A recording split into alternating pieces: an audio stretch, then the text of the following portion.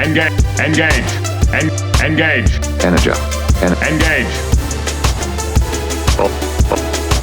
All systems operating. All systems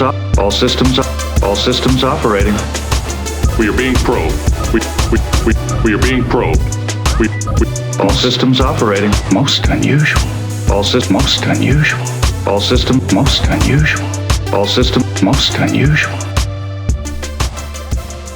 Welcome to another episode of Trek in the Valley, the non-encyclopedic Star Trek The Next Generation recap, rewatch podcast every week. Myself, Adam Ordall Cornell, and my co-host... What is up? It's Al Hirt. What's good, everyone? What is good, everyone? Indeed, Mr. Al Hirt. How are things in San Diego? Is it nice? You said it was going to be nice. Is it nice?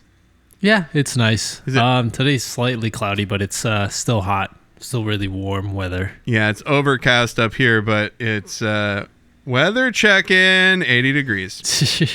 Well, yeah. Yeah, it's 80 here too as well. I don't know, just things have been chill. So, are you getting outside at all this weekend? I guess we're going to some lavender festival thing. Like a festival for the color lavender, or the lavender, the plant? Probably the plant, the flowers. I bet the color is involved in there somewhere. Yeah, right. And then I guess there's merch, and then there's like things for, the little ones to do. It's just like an outing. Right on. But we're all trying to find places to hang out and vape and smoke before and after. So the Lavender Festival. Yes. So that'll be cool. We'll see. So if you want Al Hirt's assassination coordinates, go back in time to the day before, to yesterday, because you're hearing this on Sunday, and just fucking nuke the Lavender Festival, dog. Just get it indiscriminate. Yeah, I played a round of discing golf with my brother this morning at Veterans up north, and it was not good. It wasn't. What was your back like? My back is not great, but like I can play. I can't blame my back for how shitty I played. Basically, there was a number of non-back related shots that went awry. And I did not mean to invoke back shots. But yeah, it was not great. I hate that course. It's a needlessly difficult course. They don't make it difficult for skill reasons. They just make it difficult to be dicks, I think. But it was still fun. I've played. This is my longest streak of playing since I fell and fucked my ribs up a year ago. I played the last 4 weeks, and I feel okay. Dang. I think physical therapy is helping. I'm also pretty baked, and I'll take a pill every now and again. But I don't really do much more than take Advil like before bed and shit. But just no more tumbles, huh? No, I haven't fallen again, which is that's the other reason that course Veterans sucks so hard, because it is very, very treacherous to walk around at that course. There's a lot of loose rocks and hills and inclines to walk down and whatnot. That's the one thing about disc golf, not an accessible game. Like, it would be really difficult to play disc golf if you were in a wheelchair. I'm not saying it would be impossible. I'm saying, like, the way the courses are in the parks, it'd be difficult. It would be a Herculean effort, I think, especially at a course like that. And I'm sure there are accessible disc golf courses out there specifically, but yeah. So just trying to wear that sunscreen. Do your sunscreen. Don't expect your heritage to protect you from the fucking the harsh rays of Sol, the god of the sun. Okay. Actually, I don't know. I meant to ask you this earlier. Have you seen Obsession yet? Yes. Okay. What'd you think? I thought it was pretty good. But you haven't seen it yet? Backrooms? No, I'm not gonna fucking spoil it for you then, but no, it's really good. Well, I mean, I don't know, like yay, nay. It's good. I feel bad because that's all I need to know. I feel bad because there was a movie. So I because I would never pay to watch Scream 7 because they fired fucking people for saying Free Palestine or whatever. Yeah. So I just don't. I'll never. But I did watch it on my friend's Plex, and it stinks out loud. And even if even if I wasn't politically misaligned with the people who made it or whatever, right? I still would have watched it and went, oh, this sucks in comparison to the other two. And I felt bad because Andrew, who I do the movie podcast with, was like, he said it was good. He hasn't seen it yet. He goes, oh, I heard it was good. And I was just like, oh my God, what mental deficient did you hear that from? And I felt real bad immediately. Jeez. I was like, oh, I don't want to be like a fucking shitty spoil sport, but yeah, I was like, I'm not going to spoil it for you, but I thought it absolutely stinks out loud. And maybe all the people that said it's good maybe he'll agree with them. But it was a tough watch. Obsession, on the other hand, was very good and could definitely be a soft recommend. Like if I didn't already have something absolutely chef's kiss fucking perfect to recommend, I would go with Obsession. It's real good. It's got a big It Follows vibe, kind of a little bit. Okay, cool. So I can say that. I can say that without outright spoiling anything. I've enjoyed that one. Yeah, I thought that it was very good. But yeah, you can't really compare Obsession to Backrooms, I guess, other than they're both. So if I had to rank the YouTube Boys movies, if I had to rank the movies, too. What? To Iron Lung. Yeah, that's what I'm gonna say. If I had to rank the 3 movies made by rich YouTube boys in the last couple years, which would be Iron Lung, Obsession, and Backrooms, I think it would probably be Backrooms at the top and Obsession like right behind it, and then Iron Lung at the bottom. But they're clearly, Iron Lung did not have the support like that fucking Obsession and Backrooms. Like those are both A24 movies, I think. Yeah. I guess I can't remember about Obsession. So don't quote me on that Trek in the Vallites. That's enough catching up about fucking bullshit. Let's get to the first official segment of the episode. What does Al remember?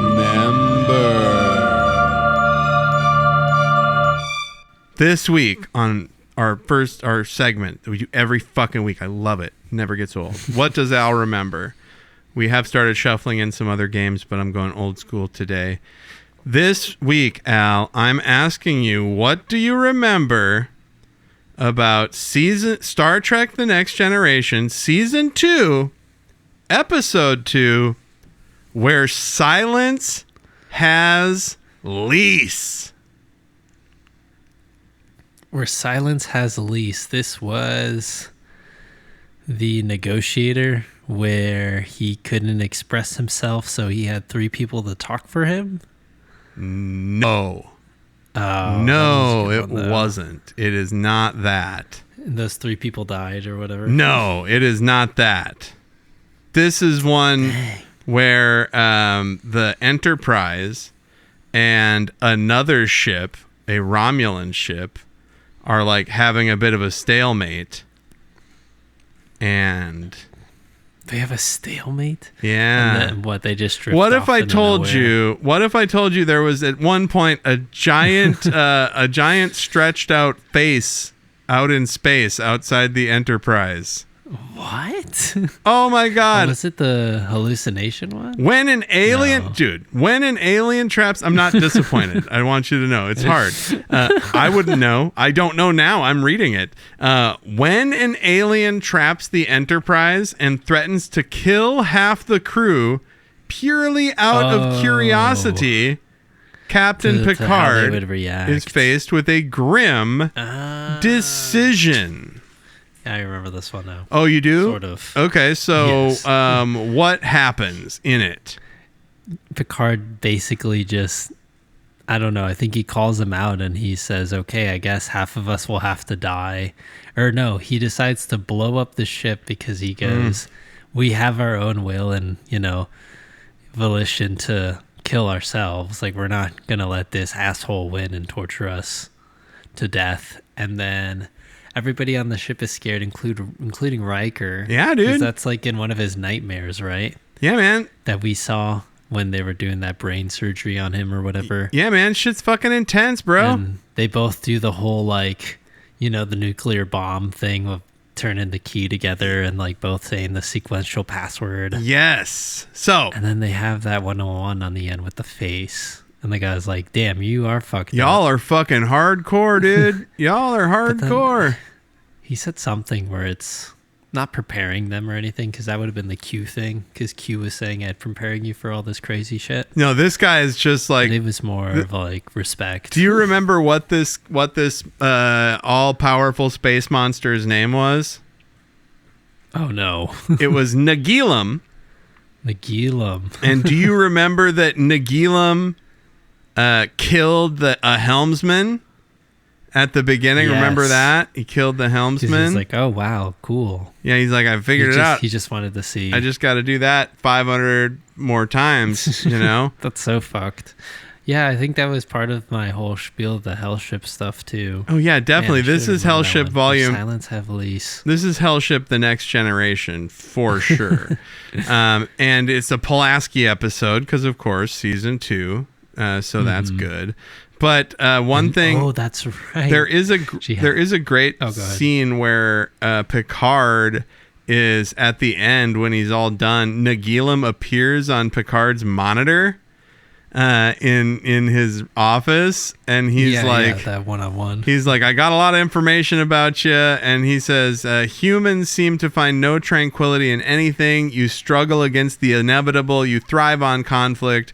You are rash, quick to judge, slow to change. It's amazing you've survived as a species. We have no common ground. You are too hostile, too militant, too aggressive.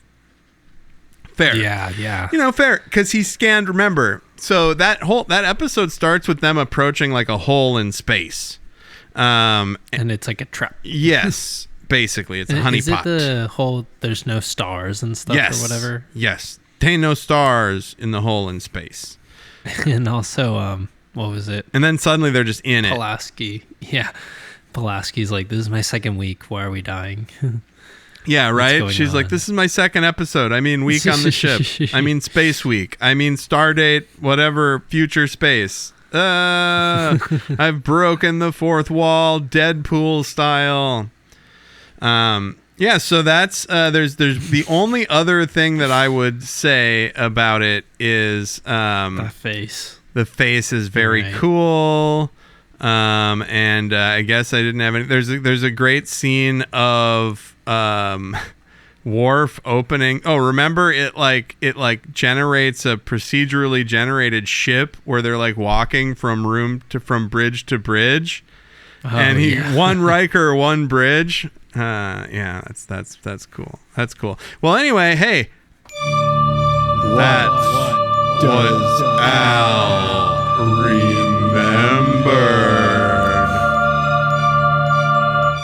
Which brings us to the meat. This would be the Cuban ham of the Cubano, and also the other ingredients between the bun, I think, for a Cubano. Yeah. It would be most of it, because this is the most of the episode. If that is the bun, and then the end where we recommend something, that's the bottom of the bun.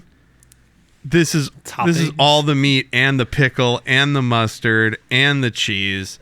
This week we're talking about season 3, episode 2 of Star Trek: The Next Generation. What? The Ensigns of Command. And this episode was written by Melinda M. Snodgrass. Ooh, might be a banger. And directed by Cliff Bowl. And it aired. I guess IMDb has the air date, of course, their goofy ass air date of September 30th, 1989. Oh, this is very strange. Well, fuck that. Paramount Plus has it as October 9th, 1989. And the synopsis is: Data races against time to save a human colony that's been marked for death by aliens.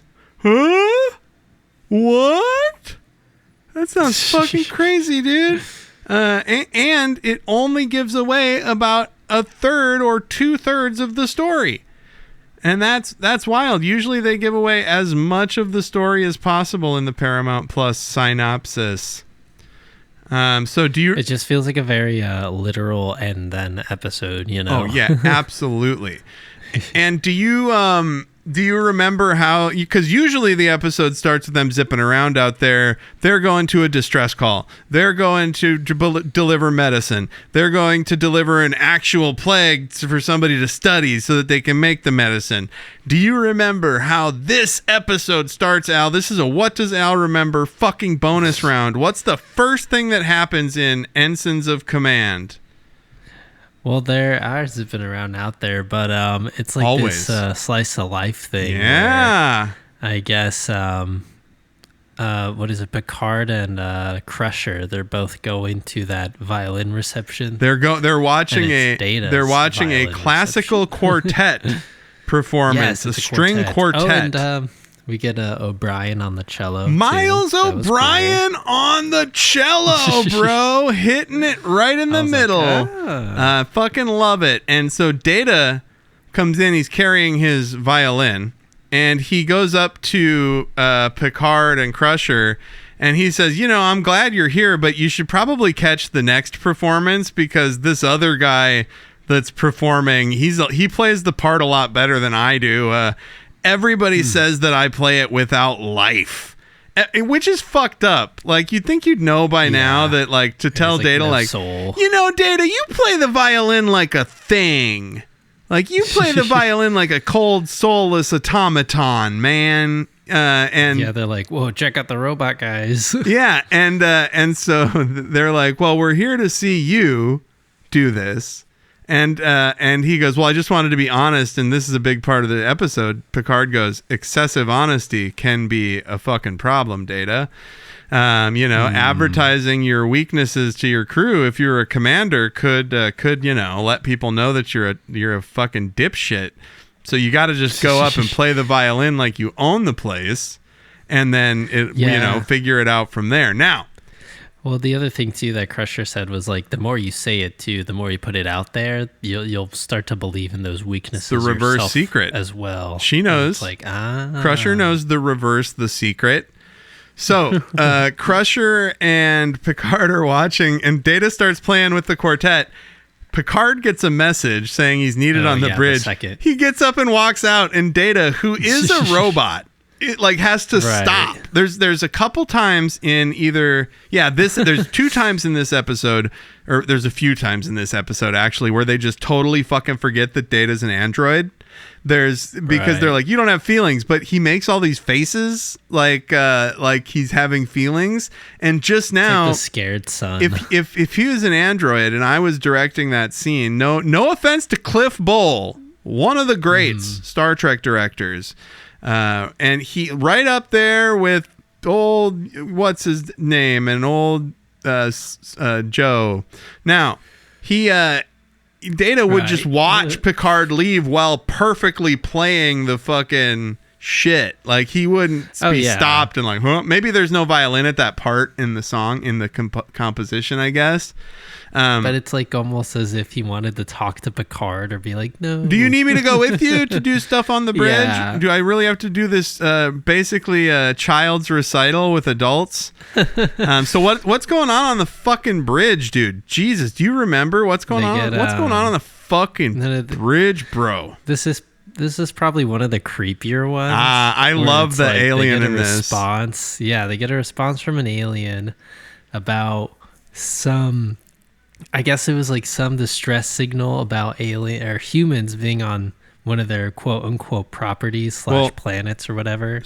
But they don't even know that, right? Because it's like some distress call, and Picard's like, Riker says, we haven't talked to that race in 114 years. Well, so you've done a pretty good job, my little sci-fi sleuth. But a couple things. So they don't get a distress call. they get a message from the Sheliak Corporation, who are this alien race that the Federation has a treaty with, right? And the treaty, yes, that's a treaty. The treaty says this planet belongs in Sheliak territory, right? But there's been settlers there. Basically the Sheliak says, "Hey, Federation, you've got fucking 4 days to get these humans, this human vermin, off of this planet because we have a colony ship on the way to colonize that fucking planet." And he's like, "Yeah, this section of the treaty says that this is our it is." And we find out later it is indeed. The Sheliak do end up getting their fucking planet. It's this awkward, like, other end of the contract deal, of just keeping sure, people aren't in others' territories. And so it's rough.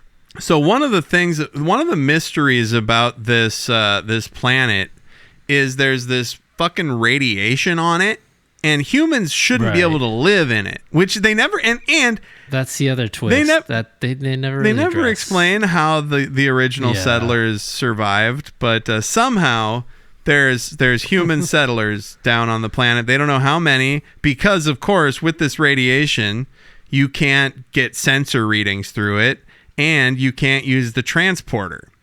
And because the radiation would kill any Starfleet officers that went down there, other than Data, Yeah, they send Data. because they got to send Data. Not only that, they got to send Data on a shuttle. And the ship's phasers are also inoperable. What? They are just getting fucking... It is just one thing after the other. And, but yeah, so... now they've got to evacuate these people before the Sheliak Corporation comes, who are within their rights, and they're just going to nuke the trespassers, as they call them, right? So what's the first big reveal of this when Data gets down there? He meets a couple folks. Yeah, they pop out of the corner, and they're like, just "What up?" all surprised because they're surprised that Data isn't a human, Yeah. And Data just immediately explains, "Hey, I'm from the Starship Federation Enterprise," and da-da-da-da-da. And they're like, "Oh, the Federation." Yeah. They both go like, "Our great-great-grandfathers are from the Federation." Right? And they're like, "What? What are you talking about?" Yeah. And they go, "Well, I'm sure the Federation will be very proud of us and happy." And Data's like, "What are you saying? Seriously, who's us?" And he goes, "Oh, don't you know? We're the great-grandchildren of the the astronomers from the spaceship Artemis." Oh, no. Wait. No, because that's a different thing. These people are from they were colonists, I think. They were going somewhere as colonists.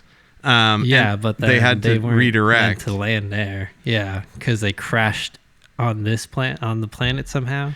But we're descendants of the original settlers from the colony ship Artemis. Okay, yeah. So we're both right. Yeah. Yes. They weren't astronomers. That's true. No, they probably had an astronomer in there. I'm not trying to shit on your fucking shit in your cereal, Al. I'm just saying they were. But hey, they took off in space. Yeah, and so they were on the Artemis. It had to go somewhere else, and they went to Tau Sigma 5 instead of their actual fucking shit. And here's the trick. There's 15,253 of them. And that's the other thing. I was like, wait, it was a science mission that had enough ancestors to fucking pump out 15,000 people in 100 years. So, and also too, the fact that right before Riker was like, I don't know, there could be no more than 6. Yeah. Based on these readings, There's probably 5 of them. How many could possibly survive the radiation sickness? And so then they take Data to their leader, Sheliak. No. Their leader, fucking, where is he? He should be one of the top people. No, they're talking about how they're going to transport that many though at first on the ship. Oh yeah, because they can't transport any. Worf. Yeah, and they're like, well, we can use a transporter, and Worf's like, if we use the shuttlecrafts, fill them up. I'm saying to the rim every time. That's going to take like And he just types on the board 4 weeks and like 3 days. Goshaven. Picard's like, okay, great. Yes. We can't do that. So yeah, we can't. Yeah, they're absolutely fucked. And so Goshaven is the leader of the Goshaven is the leader of the people here. And this is where Goshaven explains, well, the guidance system on the Artemis failed, and that's why we didn't make it to our actual destination. So we ended up here. And Data's like, well, yeah, but so here's the thing. This place is owned by because these are grandfather. Yeah, your grandfather's part of the Federation, so you're cool. But there's this whole capitalist fucking corporation called the Shellyak, and we have a very long treaty with them, a 500,000 word treaty with them, and it basically says they can just melt you down to your bones because they have a colony ship coming here to colonize this place. And what the fuck? How does Goshaven? I mean, obviously, Al Goshaven just says, "Okay, we'll start helping with the evacuation." And oh no, what happens? He immediately puts his foot down and is like, coming from a sense of pride of, our ancestors and our grandparents and their grandparents have worked so hard to, survive and make it out here that it would be a sign of disrespect if we had just left, and we got to face these challenges head on as a colony, just as our ancestors have. Just as our ancestors defeated the hypertonic radiation, we too will adapt. And the big thing that he keeps pointing out is that his grandfather died scouting an area for an aqueduct. And the aqueduct runs from this mountain down to the city. And it's like their big 100-year fucking achievement is routing this aqueduct. And so he's just like, no, we're not going to go. And it's so funny how Data eventually makes his point, and we'll get to that when we get to it. But he's just like, so the Shellyak have a treaty and this planet is their domain. And he's like, then change the treaty. And he's like, so the Shellyak are kind of dicks. They're not going to change the treaty. He's like, it's been a long time. They're unwilling to share the planet with humans. So like, if you're here when they show up, they're just going to vaporize you right down to the fucking, to your shoes, man. Like, yeah, seriously. And it's just basically impossible odds. Data's basically like, the sensible shit is for us to evacuate. And this Goshaven dude, man, he will not listen to reason. And I get it. Well, I don't get it. I'd be like evacuating immediately. Like I'd be the first. I'd be a guy who gets on Data's side before the end of this first conversation. Or what about like the other guy, in the animated show? We just sent the children. Yeah. No, we just evacuated the children, and we're all gonna die down here, killed by the. Oh, and so here Data proves that he has crazy reflexes because this like, okay. So this lady, Ardian Mackenzie, right? She is, this character is played by Eileen Seeley. And, have you ever played a Final Fantasy game? You have, right? Have you? Yeah, okay. Of course. So, of course you have. So she is like Sid's daughter. Or like she's like Lady Sid, like she off camera. We meet this character. Data gets a wrench fucking thrown at him or something, and he catches it. And she's like, "Wow, you have good reflexes. You really are a fucking robot, an android, aren't you?" And Goshaven is like, "You found a new toy, eh, Arterine?" And she's like, "Dude, this guy is fucking legit." Oh, and that's so funny. She goes, "You're the most advanced android I've ever seen." And Data's like, "How many androids have you ever seen?" And she's like, "Oh, to be honest, I kind of not any at all. I was talking out of my ass." And then it's kind of like this fish out of water cheesy situation too, because she goes like, "Oh my gosh, like I have a million questions to ask you." And Data goes, I don't have a million questions to answer though. I don't have that time right now. Yeah, because you're all going to get melted by the Shellyak corporation that's on their way. But it's like, but it's also him literally thinking in the sense of like, I don't want to answer a million questions either. Doesn't the Shellyak, have you ever read or listened to or watched Hitchhiker's Guide to the Galaxy?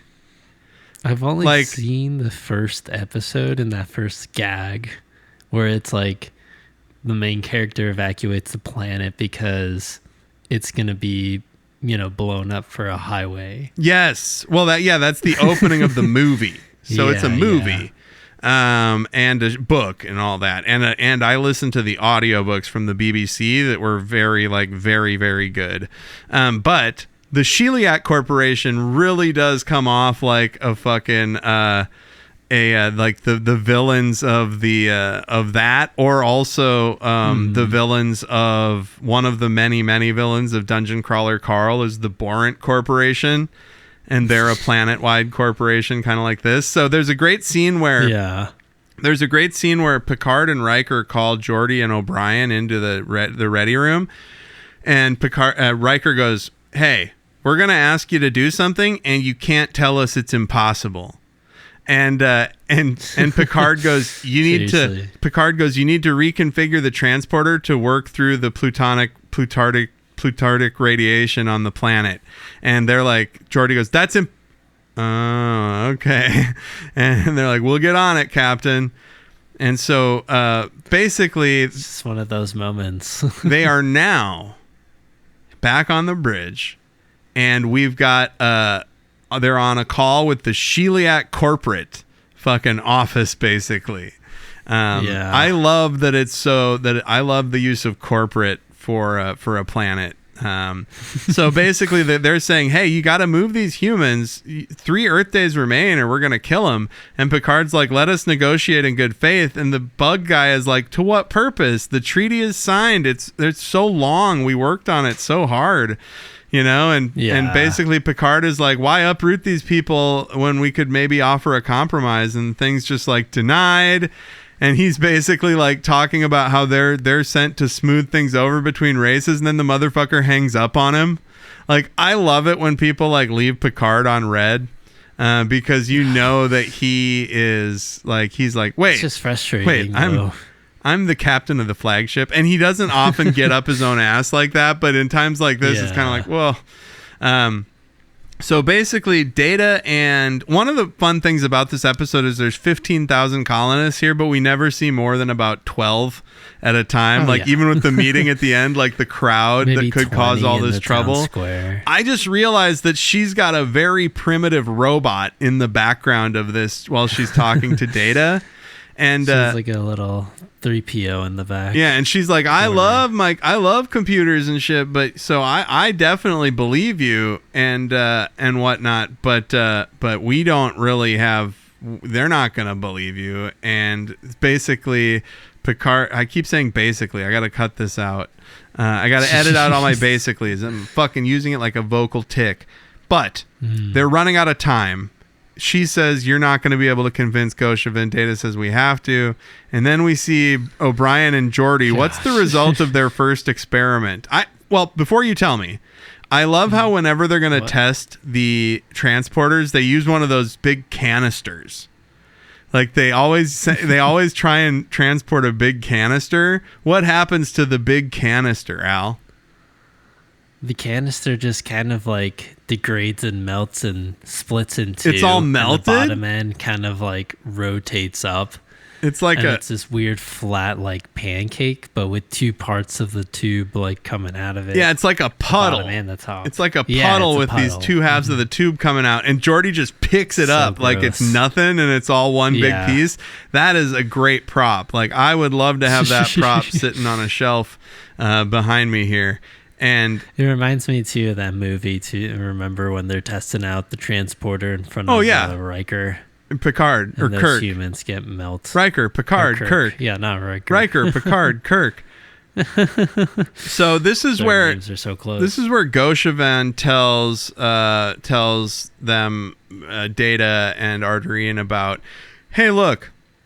My grandfather died buried on that mountain, if we have to die protecting this place, the colony only exists because people died." And Data's like, "Look, this isn't like adversity." He's like, "The Sheliak, they're just going to show up and kill you." And he's like, "Well, we can fight back." And he's like, they're okay.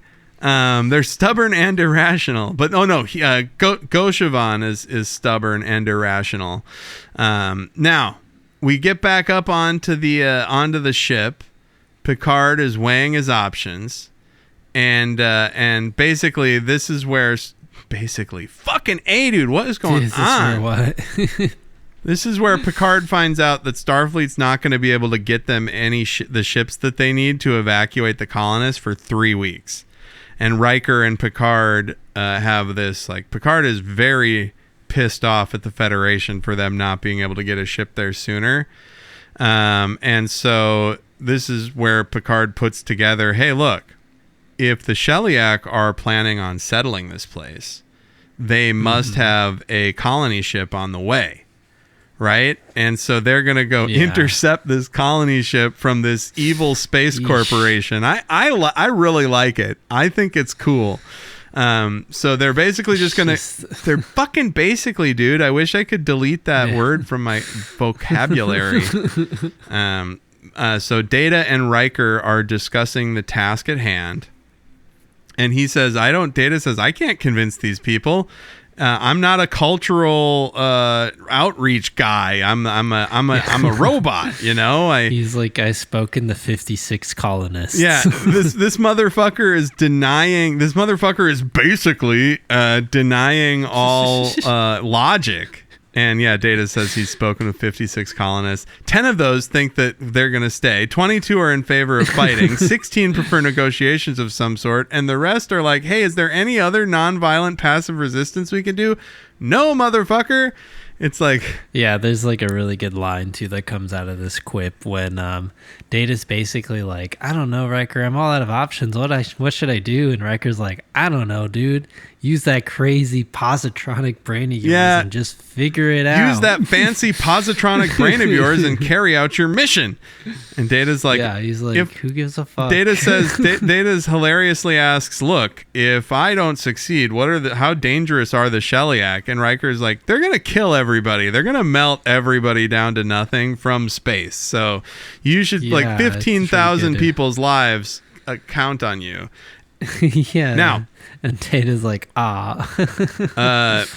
McAllister and Data, Mackenzie, Ardrian Mackenzie. Oh, okay. She says, Goshaven's called a meeting and you should go make an appearance and speak at it. And he's like, I have no idea what I'm going to say. And then she kisses him. Yeah, what? And he goes, wait, why did you do that? And she goes, I thought you needed it.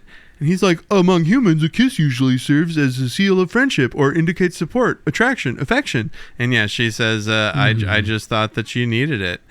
And she says, that's an understatement. A rational argument isn't always enough. Maybe to be more persuasive, you need to use a little reverse psychology. And Data can't do reverse psychology. He's too honest. He's an honest robot. He can't lie. Doesn't that imply deception? It's a nice tie-in, though, to the beginning of the episode of, like, him not trying to reveal his own weakness and trying to look confident with his own answer and trying to spread more, I guess, hype. He needs more clout. She is just confirming what Picard told him earlier. And that's when you know it's the theme of the episode, right? Once they've done it 2 or 3 times, and then by the time 4 or 5. Now, we get to Geordi and O'Brien. It's a good sci-fi show, though. Geordi and O'Brien have a big metal turd that's not working out for them, and that's all it is. Picard walks in, they've got a melted turd of a container, and Picard goes, "How are we progressing?" And he goes, "About like you'd expect." And then Picard goes, "Carry on," and just walks out. And Wesley's like, he wants the impossible, and Geordi goes, "Yeah, that's being a captain for you." So how does their meeting with Goshavan go, Al? What was that? He was just basically saying, welcome to the Enterprise, buddy. Welcome to hell! No, it's more Data tries to pull, some reverse psychology of being like, hey, you guys will all die honorably. Yes, and, I love it. Serve your ancestors well by... not running away from your problems, but facing them, in fact, head on, no matter how impossible the odds and how, horrendous it might be. Sure, you might not feel pain. Sure. You might feel pain, but Who cares? They may flay the skin off your bones while your children watch, because they do the old first and work their way down to the young. And everybody's like making wide eyes and stuff. But then Gosha, he is not. He sees past it and he just starts clapping and he's like, "Nice try, robot. Excellent performance, you fucking robot." He's a very Pulaski. Yeah, he doesn't even respect him. He's kind of he's kind of a Pulaski coded guy. He's racist against robots. It's a good foil against, Data's kind and awkward, demeanor. Data walks over to a kid. Like, I don't care. Data walks over to a kid in the audience and puts his hand on a kid's shoulder and goes, "Your children will know that they're dying for a worthy cause." He's like, "What's a couple of years, right? What's a couple of years compared to, eternal glory?" Yep. Long after their courage will be remembered and extolled. And then she goes, "Remembered by who?" And Data goes, "Oh yes, that is true. You will all be dead." that is true. There will be not one left alive to remember. And that's when the guy claps, gives him the golf clap. "Good job, android." And it's so funny. He's just like, by doing go for it. Oh, sorry. Oh yeah, by doing that though, Goshaven was just doing the whole like, see what they want us to do. They want us to disbar ourselves and fail. Like, they don't want us to be a part of this, so let's just, stand on our 10 toes and all that shit. And by Data kind of trying to attempt to do the reverse psychology thing, he's gotten more pressure put onto him, and Goshaven got more of the praise. Dude. And Goshaven says, "My grandfather was," and she goes, "Buried," and Mackenzie's like, "Buried on the fucking mountain, and then you're all gonna be dead, and it's just gonna be dust." And he's like, "Well, once we're dead, everything if we leave, that means we will have accomplished nothing.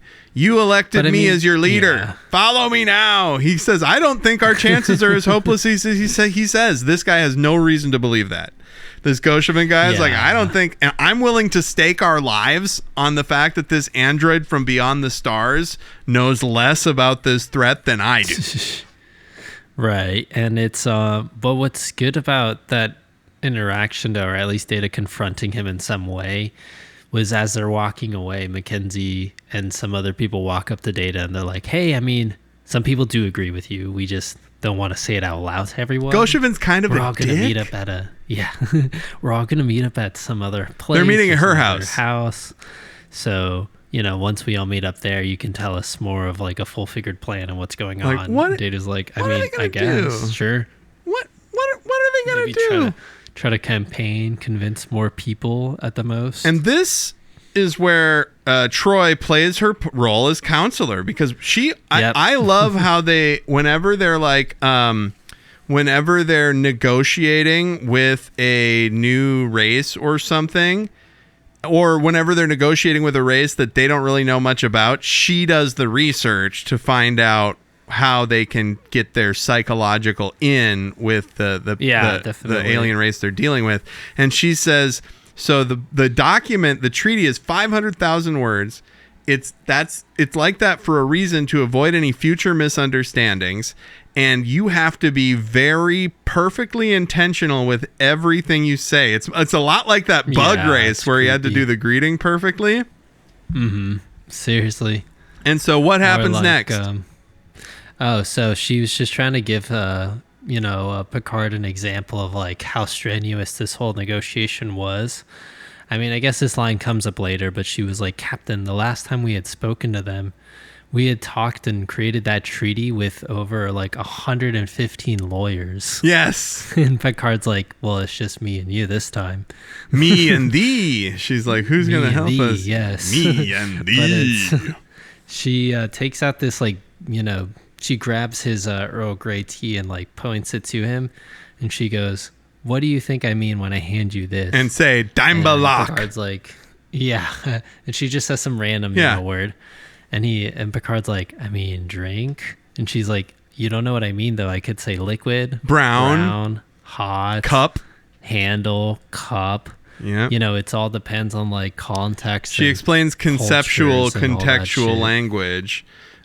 So they do intercept the Shellyak ship, and Picard and Troy are going to go over to the ship to do what's called a consultation.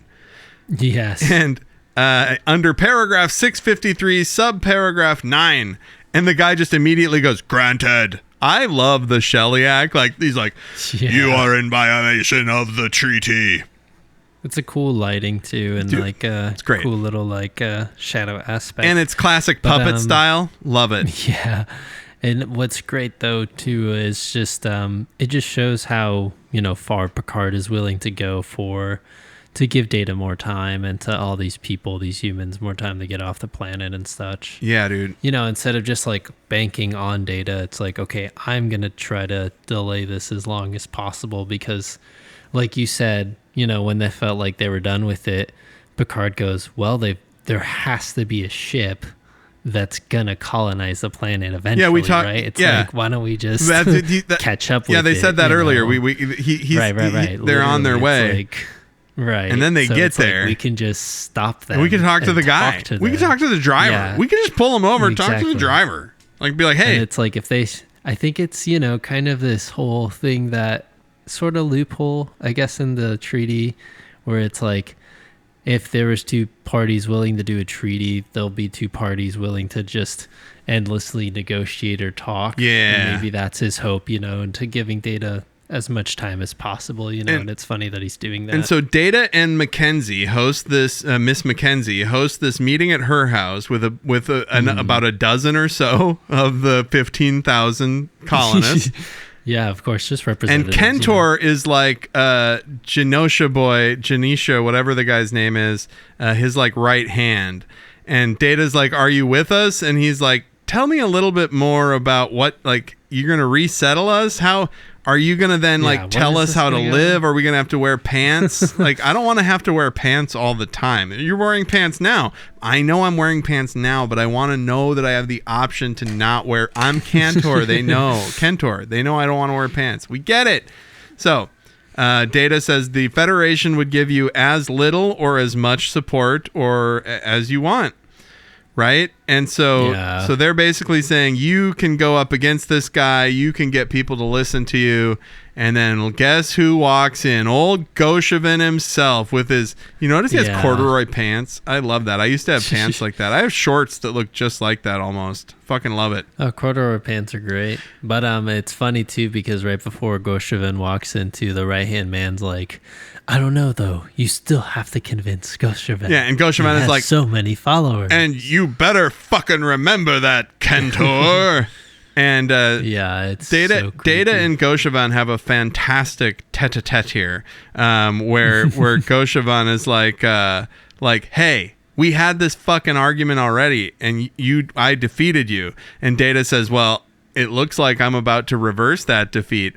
And this motherfucker says, "No, you're not. You're just stubborn. Well, let me tell you something." Yeah. And then he shocks him. So he says, "You think you're stubborn? Well, let me tell you something." Electrocutes Data, right? Now. Yeah, with like some stick. Yeah. So what the fuck, dude? Remember at the beginning of this episode when she threw a pipe at Data's head and he caught it? Remember when Data grabbed the spiky vine that was going to attack Geordi so that they could grab the spike to study it? Remember that stuff? Data's got superhuman reflexes, and this guy just fucking tases him. Data just destroys and snaps Goshevin's wrist. Yeah, right? Like, and he's like, "See, this is what would happen." Yeah, we'll get there. Right, seriously. And of course, Goshevin pulls the whole, I didn't kill anybody or make anybody unconscious. Yeah. He's just a fucking thing, bro. Yeah, somebody's like, "Oh my god, you killed him." He's like, "No, I didn't. I turned him off." I killed what? He's a robot. I killed what? A fucking toasty? What did I kill? They call it they call their toasters toasties. You think I killed a one slot toasty? Now, cut to exterior. The Shellyak corporate ship, colony ship, looks pretty cool. And there's a very weird atmosphere inside the room where Troy and Picard are interviewing this Shellyak captain, or consultationing with him, right? And it's like this massive thing. It's this massive dark room, and and they're in there talking to this guy, and now he looks like a kind of like rocks, sort of like looks like a vaguely rock like, but also the rocks look like cloth. It's very strange. And it seems like 2 or 3 people in the same bag. I think so. I think there's it's a puppet arms, or one person maybe with long arm extensions and shit. They love doing that. Yeah. And the thing that I like about this Shellyak captain design is he's surrounded by these crystals coming out of the ceiling and out of the ground. Like those are the controls for the ship. It's very alien in a way that they don't often do. And this guy says, hey, motherfuckers, the time has elapsed. We're going to disembark and we're going to kill any humans that are down there. And Picard is like, I get it. And hey, and then this guy starts quoting the fucking treaty to him. And Picard starts to Picard starts to plead. And the dude just beams him back to the fucking. No, but it's so sad though. I love it. The Shellyack's like, we just got to get rid of this vermin that are on our planet. Big old and Picard's like, they're not vermin. They're humans. Big talk to the hand energy. The Shellyack's just like, talk to the hand. And Riker even says when Picard and Troy pop up on the Enterprise bridge, he goes, ooh, so the Shellyak hung up on us again, eh? And cut to Data waking up, and she's like, "Oh, I thought your positronic squirkets. I thought your positronic squirkets were fucking fried." And he goes, "No, I'm all better. I can repair myself." And he does this really funny thing with his hands, where he's like testing his motor skills. And he says, "I require a phaser." And she's like, "What's that?" And he's like, "A type of weapon." And so, how does he make a phaser? He takes a piece out of his wrist, I guess. Hell yeah, he does. Make some circuit to produce the energy. And it's, what is it? He's recoiling the output with his sub-processor. Yes, good job. And so Data says, I'm making this shit. And he tells her, he says, so Mackenzie, you gotta go. I call her Mackenzie because I can't remember her first name ever because it's like Ardriarian or something. And he goes, hey, Mackenzie, go tell Goshevin that I'm gonna destroy the fucking aqueduct. And she's like, oh my God, he's gonna go after you. And he's like, I hope so. You fucking better. Real Rambo shit. Yeah. Like, he's like, I'm depending on I'm setting a trap for them. Yeah, seriously. And Picard is basically, the Enterprise is basically blocking the colony ship, and just like Riker is like keeping like, he's like, Riker, keep between them and the planet, like like you're shoved, like, I can't, like, you're guarding in basketball, but you're giant fucking spaceships. And this seriously, and it's he tries to plead with them too, but they're not, I guess. What is it? Their communications aren't open, but Picard's like, well, at least I know they're listening. So Now, this is a great scene because Data fucking shows up with he gathered all the people at the pumping station, and Data shows up and says, look, this is what's going on. And he blasts the guards because they have guards there waiting with primitive guns. And Data walks up with this makeshift phaser and just stuns all 4 of them in rapid succession before they can do anything. And then he says there's hundreds of Shellyacs on the way, and they have fucking shit way more powerful than this. And watch! And then he uses the phaser. He puts it on kill, and he blasts the aqueduct, and it like damages the aqueduct all the way up the mountain. It doesn't destroy it, but he's like, I could. And these Shellyacs, every one of them has a fucking weapon that would make this look like a fucking pea shooter, bro. No, and it's funny too because he does the whole, he goes, that was the stun setting. This is not. And then he just shoots right at the aqueduct. Good God, man. Good so grabbing funny, it. I'm trying to get us to the end because we're coming up on an hour, but no, good on you. This is a good line. Data says, you will die having never seen the faces of your killers because they're just going to blast you from fucking space, bro. You don't have a spaceship. Don't you get it? Yeah. And then it's honestly, too, it's like... That's it. He, at the end, though, too, he goes, these are things, and what matters more, like just stuff on some planet or like the future of your people. Yeah. Yep. It's their lives, generations, or things. What's more important? And after seeing all that destruction, everyone's like, ooh, yeah, shit. Yep. Goshavan has obviously lost a lot of hand with the crowd. Because, again, there's 15,000 people. About 20 of them showed up. I assume those 20 people went and told everybody else what's going on. Like, holy shit, they blog about it afterwards. So what happens next, Al? We're on the bridge. And the bridge. There's a very funny, dog barking. There's a very funny... So this is where I realized that I guess people in the future can read really fast because Troy, Picard, Worf, and Riker are just watching the treaty fly across one of their monitors, and Worf is just like, I would prefer war. And seriously. And they're all reading it, and Picard finds something, and he goes, "Oh, there it is!" Like, dude, I guess so. Future people, they just can read way faster, which is very interesting. It's just the highlights, the spark notes. But yeah, they were reading through it, before Data got completely screwed, because I guess they haven't communicated with him. They don't know, but they're trying to figure out, some loophole in the treaty. So basically, this is genius. Picard uses the contract to use that the fact that these people were going to be in hibernation and that they're going to take a couple of weeks to wake up, and that by doing that they technically won't be awake and ready to be colonized. Close. So here's what happens. Picard says, I invoke the right for third-party arbitration. And the Shellyak guy goes, yes. Of course, granted, that's the fucking shit that's in the treaty. Whatever. But here's the twist. Picard says, yes. I am going to, he goes, you have the right. And he goes, furthermore, pursuant to subsection D3, I named the Grisellas to arbitrate. Now, the Grisellas, and the guy's like, Grisellas? And he goes, now the Grisellas, they're in hibernation for 6 months. So we can't do anything for 6 months. Or you can give me 3 weeks and the Federation will come and evacuate these motherfuckers. And he goes, so what is it? Do you want what's going to happen? 3 weeks or 6 months? And the guy's like, this is ridiculous. We can't brook any delay. We got all these people here. And he goes, wait. And then Picard's like, all right, I guess we're done. And the guy goes, wait, negotiation. We can negotiate. And then Picard cuts him off. And Picard does this great thing. Awesome, let's hang up on him. Picard does this great thing where he walks over to the USS Enterprise thing and he does the world's smallest violin motion with his hand. Like he's waiting and he's like, oh, they can cry all they want. I've got them right where I want them, like a spider to a fly.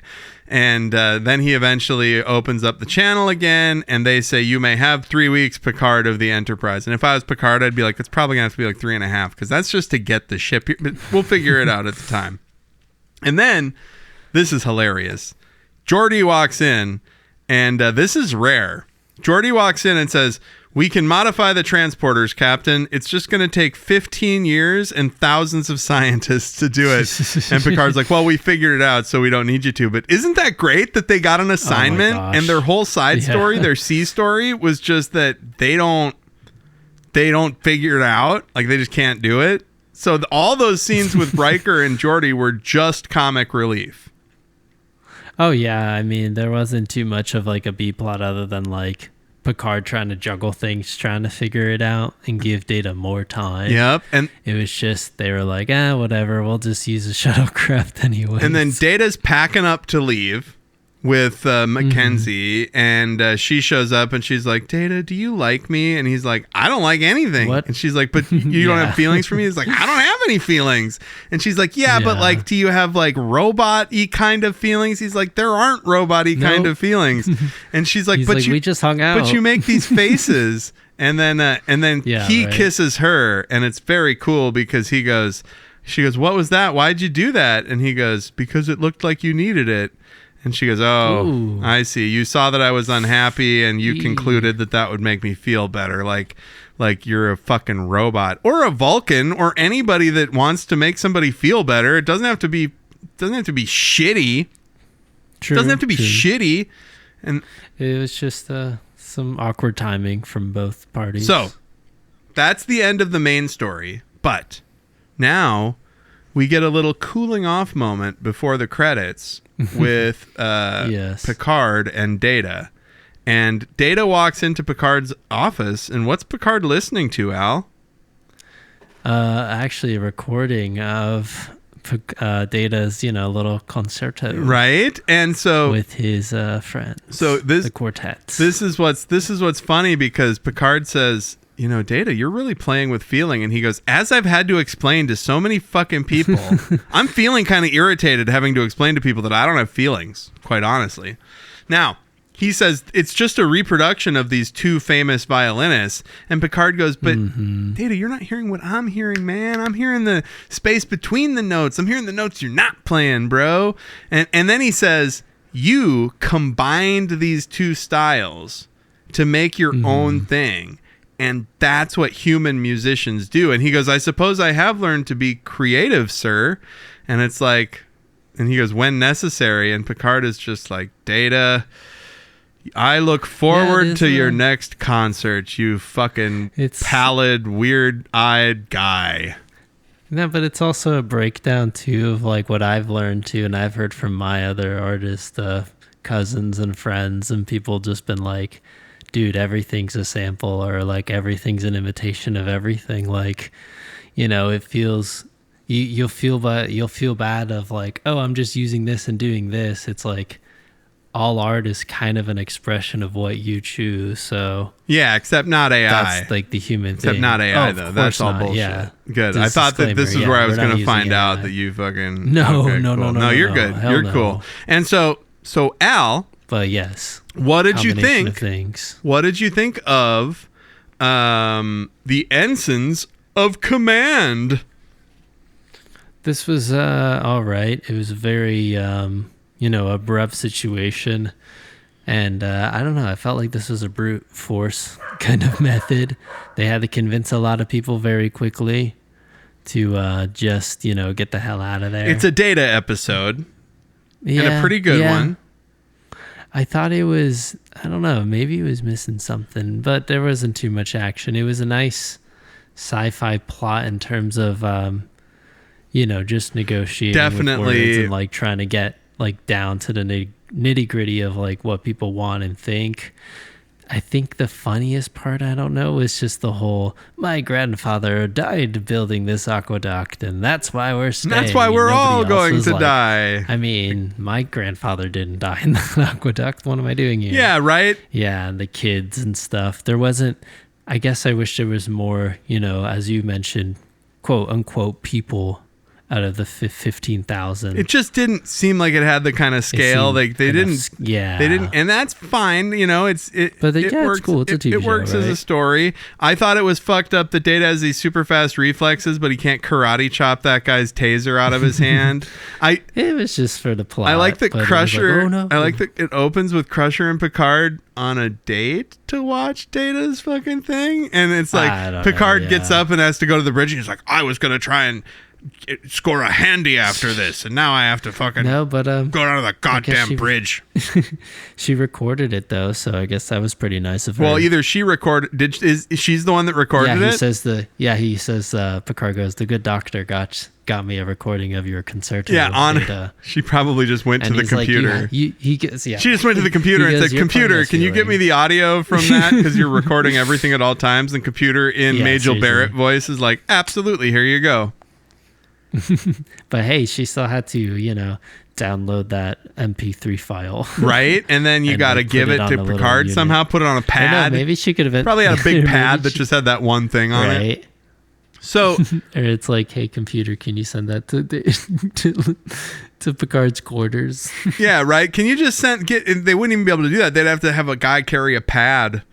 Have somebody. Maybe in Next Generation. I'm thinking maybe more of the. No, they've got pads on Next Generation. Yeah, they don't use the wooden blocks. No wooden blocks. Those wooden blocks are gone. I love O'Brien on the cello. I'm just looking for things that I liked. I love Data just watching as Picard walks out. Like, did my playing make him walk out? It's like, no, Data, and you wouldn't care anyway, right? If you don't have feelings. But yeah, it's like he's a captain of the ship. It's important no matter what. I don't know. I wouldn't feel that offended. It's like if a firefighter left, it's like, oh, there's probably a fire. Well, it would be weird if you knew that there was a firefighter. Crazy. Would he be wearing his firefighter outfit at your concert? And like, right. Oh, okay, good. Like you're like, is somebody getting up to go to the bathroom or something? Oh, he's a firefighter. He's wearing the hat. He's wearing the big jacket. Like, he's got the big jacket. Someone's leaving your show and you're like, can I see your badge? What do they call that? Is this an actual emergency? Their turnout. I think that's what they call it. Their uniform. Oh, okay. Okay. So how many primitive phasers?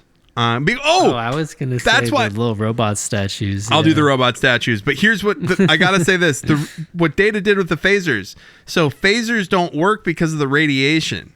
And so Data uses his positronic shit to reprogram it so it's always cycling, just like when they fight the Borg.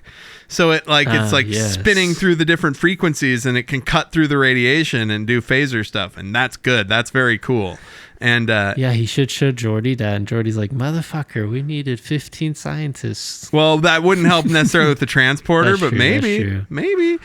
So how many little robot statues out of 5 do you give this? This was definitely better than the last. I would say 3.5. I'm gonna go with 4 because it's a good Data episode. It's got 2 Data kisses. Yeah. It's got 2 Data kisses. It's got Geordi and O'Brien just being like, I don't fucking know. Yeah. It's impossible. And Wesley's around just going, this is fucking impossible. And they're like, yeah, no shit, dude. Well, whenever it's tough to, I remember when I was studying for computer science, they always told us like, there's this theory of computation, and it's like a relative score of like whether a algorithm or a procedure is possible, and like by measurement of how many. So Geordi's like, I mean, we can do this, but let me just give a measurement of like realistic time and value of how long it's gonna take, Yes. And then it's like, if we're gonna give them anything, we'll show them our limitations. Absolutely. It's like, yeah, that's true. Yeah, and it felt like a very like, engineer ticket kind of issue, right? When your manager just tells you to fuck off. And I really liked all of the hanging up and all of the just cutting off the conversations, and the fact that Picard does it at the end. It's pretty cool. Mm-hmm. So you gave it a 3.5. I gave it a 4. That brings us to our final segment of the week. Captain, Adam and Al are recommending things. I repeat, Adam and Al are recommending things. What do you got for us this week, Al? Let's see. Oh yeah, so there's this dubstep musician, Must Die. Came out with a album yesterday. It's about, I think, 9-10 songs. What's it called? It's called Bloodbath and Beyond. Ooh, that's actually a very good title. Cover. I can't see it because of the filter you have on. Yep, it's still out. Yep. Yeah, you do the filter. Anyways, let me just send it over to you. Because we don't make. It's like we don't do video because Al doesn't want you to see his apartment. It's all human bones in the background. I actually had to ask him. I mean, he's not a killer. He just collects human bones. He showed me the paperwork for him. Yeah, actually, speaking of the other day, I had a little cookout at work, and we saw like bones in like the side of the parking lot and stuff, and we were like, like they kept saying it was the raccoons and stuff, and I was like, would they really just not? I mean, I guess they wouldn't just put it away, right? Yeah. Put away their food. Sure. But still, it's strange that they left it there. So like you're saying like a coyote? Out of all the places, maybe. Well, they're just coyotes or raccoons. Coyote gets scared away or something, Maybe, but there were some big ass pieces. I was like, yo, you might be playing with a cold case over there. What's going on? Oh, you thought there was like a giant, there was like a very large dead thing? It was like a large hip bone or something. So you called the police and that's waited. A big ass raccoon. You called the police and waited till they got there to make sure it wasn't like a child hip. Oh, yeah, definitely. The people from Criminal Minds showed up and they were like, well, we got to go to the body farm and see how this fucking would decompose. I don't know. But I was like, that must be a jacked raccoon. But anyways, yes, it's called Bloodbath and Beyond. The other word. Beyond. Bloodbath and Beyond. Dubstep musician. There's a lot of, good dubstep songs. There's some house too called Heartbeats. It's a good song. So Impact. That's popular. Just loud in your face, I call it a arena EDM. And what was his name? Must Die. Must Die. Bark. You'll like him. Must Die. He's a cool guy. Oh, so one thing about techno, not that dubstep is techno. I don't know how that works classification wise, but the new King Gizzard single dropped and it's a fucking techno song. And I'm like, oh no, I hope it's like an interstitial and like there's like guitars and stuff on the record, but I think they made like a 90s, like it sounds like the Prodigy. Really? Yeah, it's pretty cool. You should check it out. Okay. It's called Level 5. Right. It's the new single. The album comes out in a couple weeks. Now, cool. I like Prodigy. I am going to recommend something that I had been anticipating for a couple of years now since I saw the first season of Dan to Dan. Because Dan to Dan is produced by Science Saru, the anime company, and they're great. And they also did Devilman Crybaby, which is better than I initially gave it credit for. But I saw a couple years ago that Science Saru was producing a new Ghost in the Shell series on Prime. And I watched the first episode of that because it finally came out, and it is so fucking good, dude. I cannot recommend it enough. Like, after we're done recording today, if you have time, you should just immediately watch the Ghost in the Shell pilot or the first episode. It is so good. It's like the best first episode of an anime I've seen in a long time. It feels like an old school, like late 80s, early 90s anime, but it's got all of the technology and fucking animation technique and audio engineering advancements that have been made in the last many years. It sounds fucking great. It's got an amazing, like, laid back, like, jazzy soundtrack. It really, and cool. It's like the Ghost in the Shell designs, but kind of filtered as like a late 80s, early 90s. Like, she looks more like the lead characters of that old anime Cat's Eye about the three rich cat burglar women who are also like a band or whatever. Like, she's got those kinds of features, but it's really good. Just the new Ghost in the Shell 2026 from Science Saru on Prime, but you should definitely steal it instead of giving Amazon a fucking penny of your hard-earned shekels. And with that, next week we are talking about The Survivors. Very interesting episode. This one's all right. The Survivors is a Twilight Zone ass science fiction ass episode. Like, it definitely existed in some form, I think. Not, it was definitely like, even if it's not based on a short story by or something, it definitely was in the writer's head.